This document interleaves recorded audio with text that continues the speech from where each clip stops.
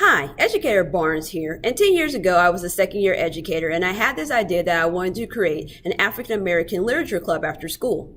The first book my club read was this book, Just Like Martin by Ossie Davis. The main character of the story is Isaac Stone, and he's a prominent youth leader at his church. His pastor, Reverend Cable, and his father grew up together.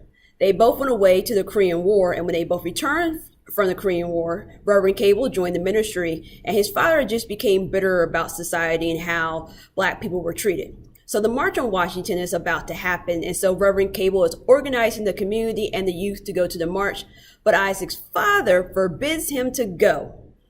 And so throughout the story, you get the idea of the differing perspectives of people in the Black community during civil rights, because everyone didn't agree with Dr. Martin Luther King's views about nonviolence. And a prime example is Isaac's father.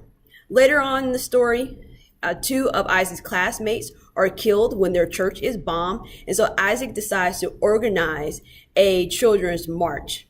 Just very similar to what just happened recently here with the hashtag enough. A national school walkout. So this would actually be a good text for students to read now to compare what this character did back then to what's happening now, and the power of children to organize and make a change and make a difference. So I'm going to read an excerpt from this novel to hopefully encourage you to check out this book and read it in its entirety. Reverend Cable parked in the front yard, and we got out and came up on the porch. Daddy was sitting there with a dirty old towel spread across his knees with his pistol on it. His pistol! On the floor between his feet was a rag, a box of cartridges, a brush with small round bristles, and a can of gun oil. I was completely surprised.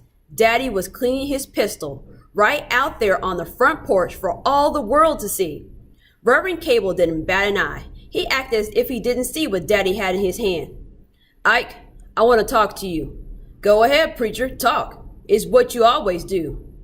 Daddy held up his blue steel Smith & Wesson .38 revolver to the light and squinted through the barrel.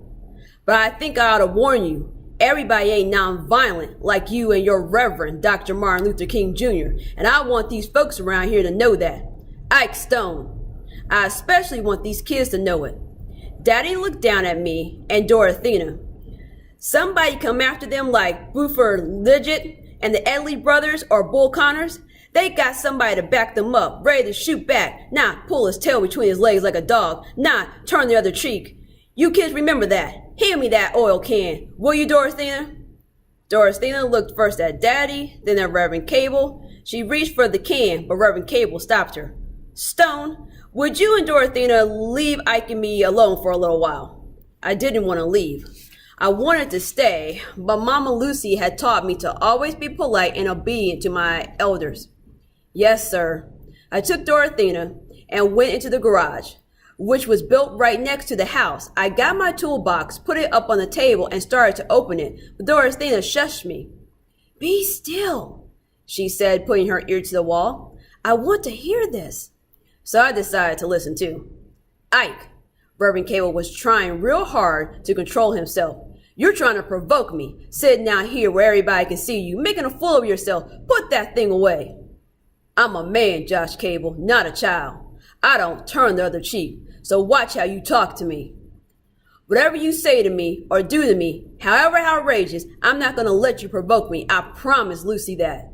Of course not. You too much of a Christian. White man walk up, spit in your face. You tell him how much you love him, right? You know me better than that. White man is serious. He out here to kill you or put you back in chains, and you out here singing and praying and begging for rights the white man had for 1,000 years, demonstrating, marching on Washington, out here playing games. Games? You think hundreds of thousands of Black people from every walk of life all over this country standing at the Lincoln Memorial in the sight of God and all mankind petitioning for their rights, their freedom is playing games? One thing, I ain't letting no son of mine go to Washington. He's staying right here with me. Now, if you will excuse me, I will not excuse you. You can play with that pistol all you want, but I'm here to talk to you, and that's what I intend to do. So talk. I got night work over at Simi Creek Bridge, so I ain't got all day. Let him go, Isaac. It'll be good for him. Be good for you too. You ought to come along and be there yourself. I mean, how long are you going to go on like you been, all bottled up inside yourself? Come on, Ike, spit it out. Let it go. Come on, get on that bus. You can ride with Stone and Pee Wee and the rest of the young folks. Give yourself a chance to be young again. Come on. You don't want me up in Washington, preacher. I ain't a religious man like you. You used to be.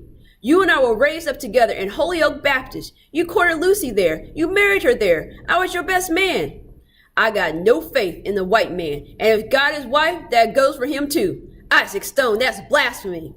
I promised Lucy to look after that boy, and I see that nothing happened to him, and that promise is a promise I intend to keep, come hell or high water. Somebody hurt my son, I have to go up there and find him, and kill him, blow Washington, D.C. clean off the map. Now you wouldn't want a crime like that on your conscience, would you, preacher? No, sir. Only way I march on Washington is at the head of an army infantry division like in Korea. Korea was bad enough. And then for God to turn right around and take Lucy after you got back was almost too much for one man to bear. I can't understand that, but what happened in Korea is over and done with. And as for me and Lucy and God, it's none of your business. And now I got to go. He came out the porch into the backyard where he found Doricina and me pretending to work on the treehouse. Don't wait up for me, boy. They stopped the traffic so we can work on the bridge. It'll probably take all night. He climbed into the truck, put the pistol in the glove compartment, and drove away. Reverend Cable stood and looked after Daddy a long time. It was easy to see how tired he was. Then he got back into his car and just sat there with his shoulders sagging and his head bowed down. I wanted to show Dorothea the treehouse I was building with my toolbox, but Reverend Cable said we didn't have time. So I locked the front door and climbed back into the car. Dorothea didn't have the common decency not to talk about my private business right in front of Reverend Cable. I think your daddy ought to see a doctor. See a doctor for what? Because he's crazy? Dorothea, how can you say a thing like that? I looked at Reverend Cable, but couldn't tell if he was listening to her run her big mouth. Sitting there on the porch in broad daylight with a gun in his hand? That's crazy. I think your daddy should be put away. I was so mad. So angry at her, I shut my mouth and clenched my teeth to save what was left of my temper. I mean, when it comes to fathers, Dorothea Foster, of all people, is the last person in the whole wide world who should talk. And that's an excerpt of Just Like Martin by Ozzie Davis. So get a copy of this book from your local library or purchase a copy online. Until next time.